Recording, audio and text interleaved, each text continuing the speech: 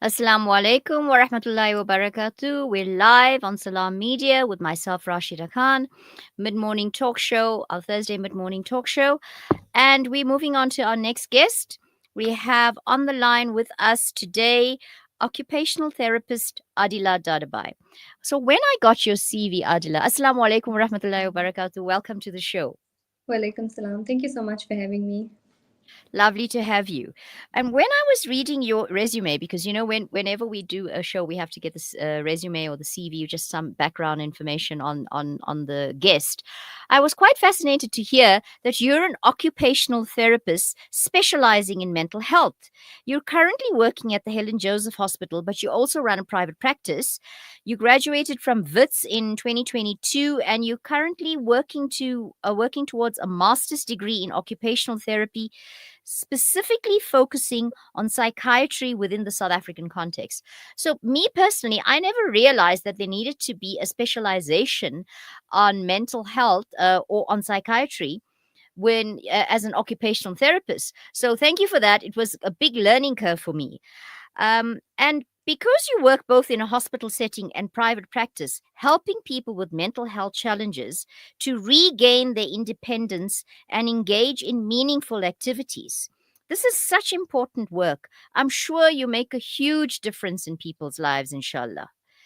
And I personally believe that having frank discussions about mental health to try and destigmatize the issue of mental health, especially in our communities.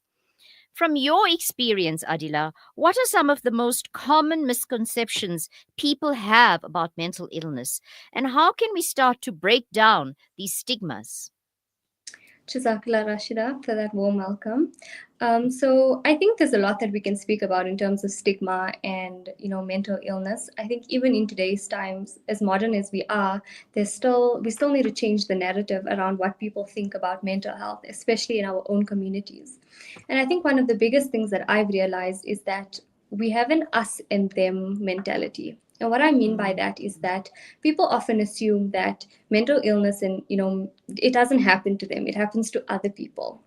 And what we mm, fail to realize is that mental health and mental illness is a spectrum. It can range from, mild mental illness to severe mental illness, but in some way or the other, each and every single one of us are affected by mental health. And there are days when we may wake up and our mental health is struggling a bit more than others.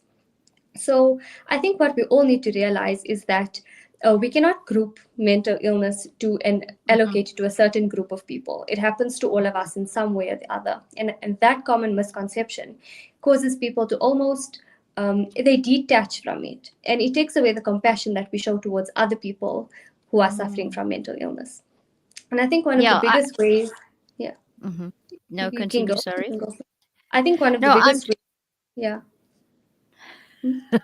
Sorry, sorry. No, sorry. for me, I think one of the important things is to start having these conversations. To make sure we're bringing this to the fore and to make it, as open as possible. Because if somebody is ill, we have a lot of compassion for them. So if we hear about somebody who is in hospital, or we hear about somebody who's, or even the child is sick, we have a lot of compassion. We have a lot of concern for that, and we encourage them to seek help. Go to the doctor. Are you taking your medication? Are you looking after yourself? Are you doing what you need to do? I mean, those are concerns that we freely share. Why aren't we able to do that when it comes to mental health? I mean, if we are sick, we take a tablet. So if we are ill, when there's some issue that can be dealt with, and the reality is that a lot of it is true what you're saying about mental health, that it affects all of us at some point or the other. Nobody's going to say that they've not had a bad day, or they've not felt unhappy with themselves, or they've not felt unhappy about something, some aspect of their lives. So at some point or the other, we've all suffered from it. So it's important for us to understand that we are all part. Everybody has some at some point felt it, and we all will at some point be affected by it. So let's be compassionate about that. So thank you for that, for that information, and to start getting that out. Make sure that we're seeing it as not an us and them. That we all the same, actually. 100%. Um, And I think I agree with you when you say that we mhm, show compassion to people when they have a physical illness. And I like to use the mhm, example of someone who's has high blood pressure, because I think if we find out that our family member has high blood pressure, then we make sure Mm. that they stay on their medication so that they don't get a stroke or they don't get a heart attack. But when we find Mhm. out that a family member or a friend has a mental illness, it's, oh my God, you can't go onto medication because you're going to be labeled Mm. as a certain Mm. kind of person. And there's Mm. all of this this negative stigma and the connotation that surrounds that, that actually in the long run impacts that person more than what we understand. And it Yes. works the same way as physical illness. For somebody who has high blood pressure, once they're on their medication and they're stable, they're able to be functional. They can Mm. have families, they can go to work, they can do everything Mm. that they need to They can do. lead And the normal same lives. Exactly. And Mm. the same can be said for people with mental illness. That if they are, Mhm. stable on their medication, or, getting the help that they need, whether it is through therapy or through, like I mentioned, medication, then they are also able to lead normal functioning lives. And they're just as good as me and as good as you. There's no need to develop that us and them mentality and label people in a certain way just because they're struggling in a different way than you are. Absolutely. I completely agree with you. Thank you. So, Adila, as an occupational therapist, with your particular focus, your role is unique because you focus on helping people live functional, meaningful lives, contributing to society. They do this by overcoming whatever mental health challenges they might have. If you're comfortable, can you share an example of how you've helped someone regain their independence or find purpose again after a mental health diagnosis? So most of my experience comes from working with adults. I have worked with adolescents, but mostly I engage with adults on a day-to-day basis. And I think Mm-hmm. one of the most satisfaction that we get when we work, in this adult space, is we see our adults go back to work. And I think that is such an important thing, for an adult, because we have responsibilities. They need to provide for their families. Apart from providing for their families, you need to live a productive, meaningful life. I mean, each and every single one of us derives some kind of meaning from going to work. So Mm-hmm. every day, Mm-hmm. what we do is we do something called vocational rehabilitation. And vocational rehabilitation is, the word vocation means that we're trying to train this Yes. person to go back to work. And for me, Mm-hmm. that's the most, full circle moment that you'll ever have with your patients, because you see them when they're most unwell, and you with them through that entire process of getting well again, and regaining their independence and becoming socially appropriate and all of those things, up into a point where they're able to go back into the workplace. And I think Mm-hmm. often we don't realize the complexity of working. There's so many skills and things that you need to know. It's not just being able to go to work every day and do your job. It's knowing how to socially present yourself. It's knowing how to Yes. speak appropriately. It's knowing how to resolve conflict. There's so much that's involved in going to work that sometimes we even take it for granted.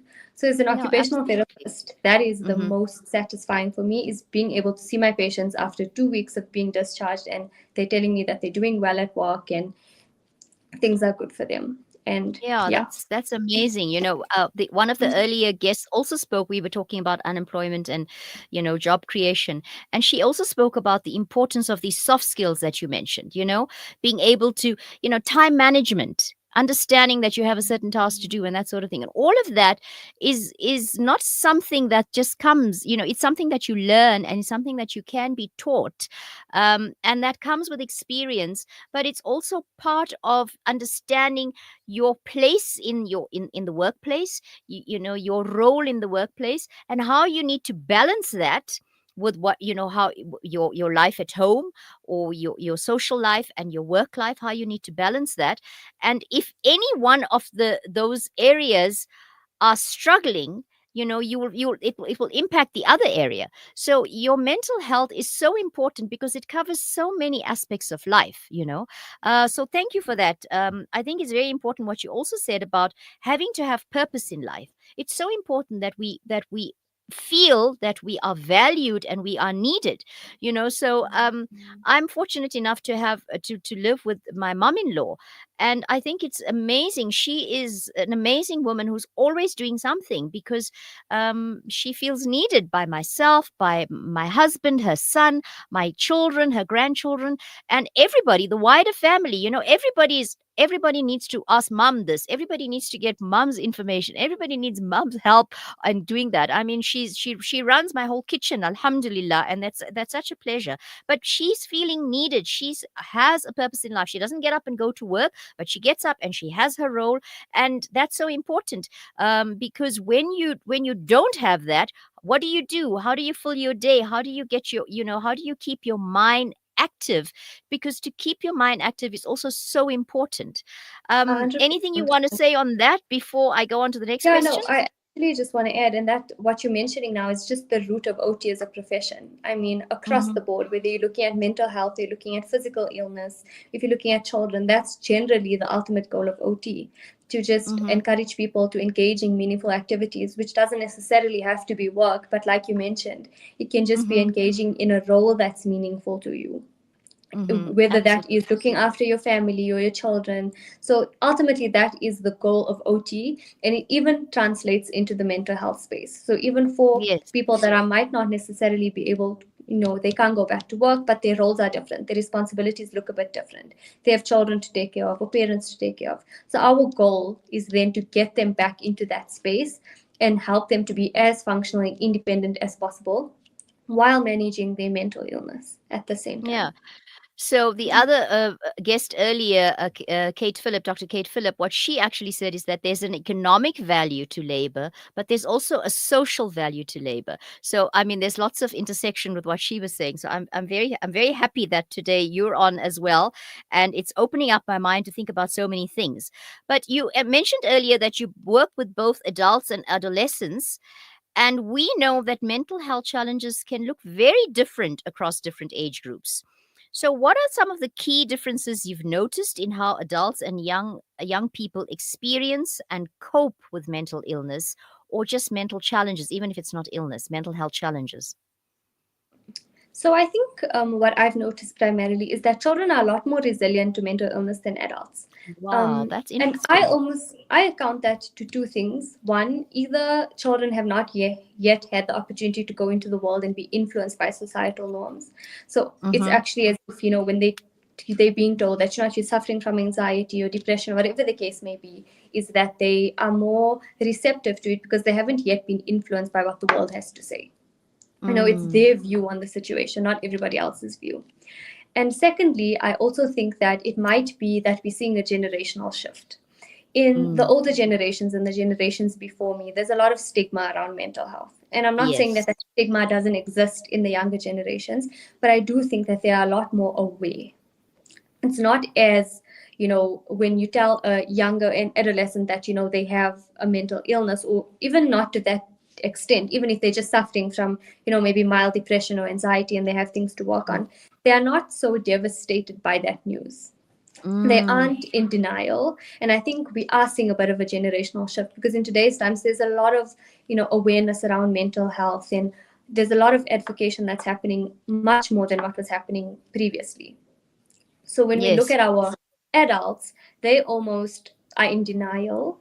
And yes, you can attribute that denial a little bit to the pathology of the disease itself, because if Mm-hmm. just a bit of background, like if you are diagnosed with mental illness, it is there is research that shows that part of the disease is to be in denial.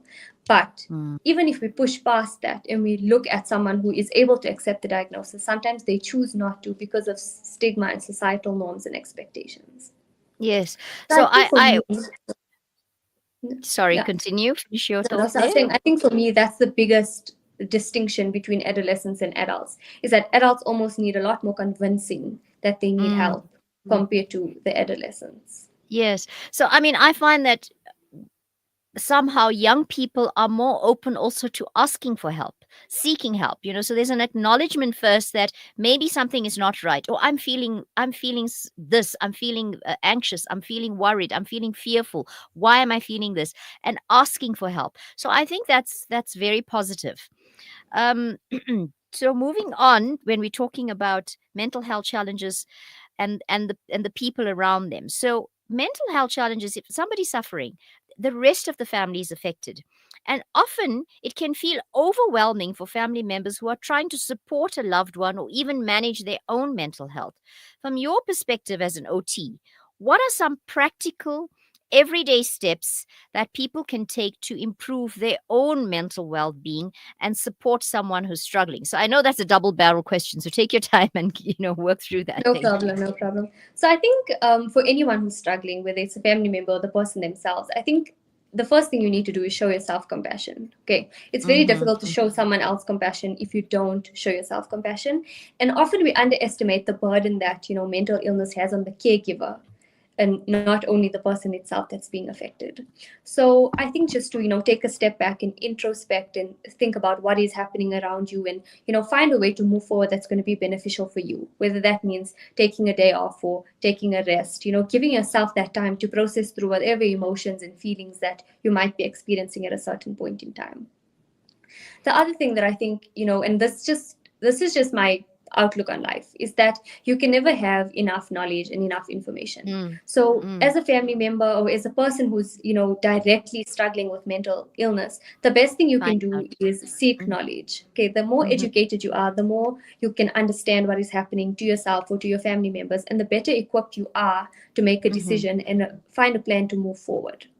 mm, Especially in today's times, like there's so much of access to information. It's not as difficult as it was to access information, especially around mental health. There's so much of awareness that's happening, as I've mentioned previously, that we really need to change the narrative around what people are mm. saying about mental health, and the only way we can do that is by educating ourselves.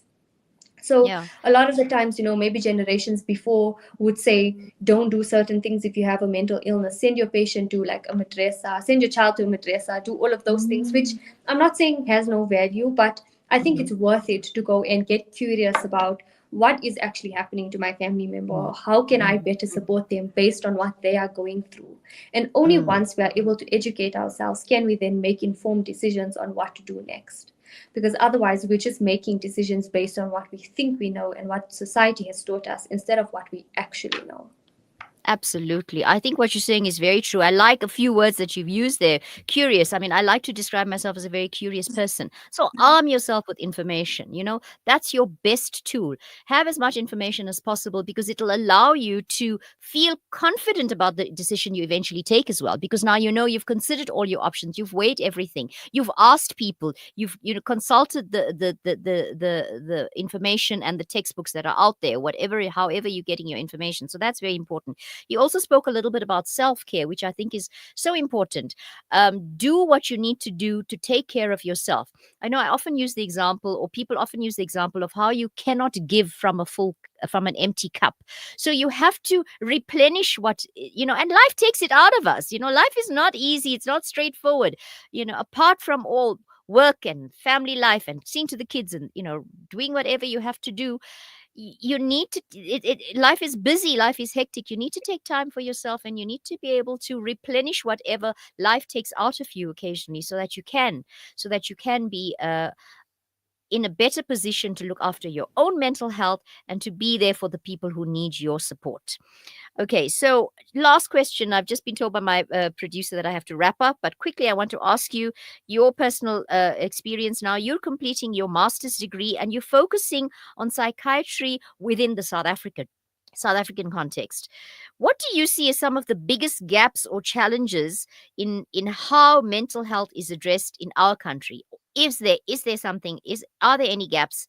And what changes are needed to create a more supportive environment or system for everyone? So I think this is a bit of a difficult question, because when we're talking about psychiatry and mental health on a broader scale, on a national scale, we're fighting a lot Mhm, of systemic problems. And those mhm, are not things that we can necessarily change. We don't always have enough resources or bed space or capacity to treat all the people that are mentally ill in our country. And mhm, that is obviously something that needs to be addressed by the government. Day-to-day workers, unfortunately, even though we would like to change the world, we can't. mhm, But I think what I've noticed more than anything is that the mental health isn't a priority in our country. And I don't mean that mm, in a bad way. What I mean is that we have so many other basic human rights that are not being met in mm, our country. We have people who are starving, we have people who are suffering from HIV, from TB, from poverty, from malnutrition, that mental health is almost put on the back burner because people just mm, have more important things to worry about. Um, mm, you, mm, People can't afford to send their family members to hospital because who's going to provide food for them for that week? Mm, And I think again that it filters down from, a much bigger problem than what we can mm, solve. But mm, ultimately, the resources need to be redirected towards providing basic human rights to the people in South Africa so that we can shift to focusing on other things such as mental health. I mm, mean, mm. there are mental health efforts that are happening in our country. I mean, every single hospital has a psychiatric ward, but it's not enough. It's not Yeah. enough to affect change. We need Mm, large, and we need to, like I said, target the basics so that, we can build upwards from there. Because people will not be able to be functional or get the help that they need if their basic human rights and their basic human needs, like food mm. and shelter and just basic health, is not being met. Oh, no, I think what you say is very true. And unfortunately, yes, there are a lot of systemic problems in our country and a lot of things that, yeah, get more attention because they seem to be more in your face and seem to be more worrying or concerning. But inshallah, we have to hope and pray that the leadership in our country is seeing the way forward, understands that we have to get the fundamentals right, we have to get the basics right. And inshallah, with that, maybe things will improve on all the other levels, including mental health, which is I such an mean, important part of it. Right? Jazakallah definitely. again for your time. That's It's been very, very interesting. I've learned so much. I'm sure our listeners have as well. Jazakallah khair for your time. And inshallah, we'll Jazakallah meet again soon. khairan. Ameen, ameen. Assalamu alaikum wa Alaikum rahmatullahi wa barakatuh. salam. Thank you. That was Adila Dadabhay, auxiliary social care worker at Islamic Careline, and we'll be taking a short ad break.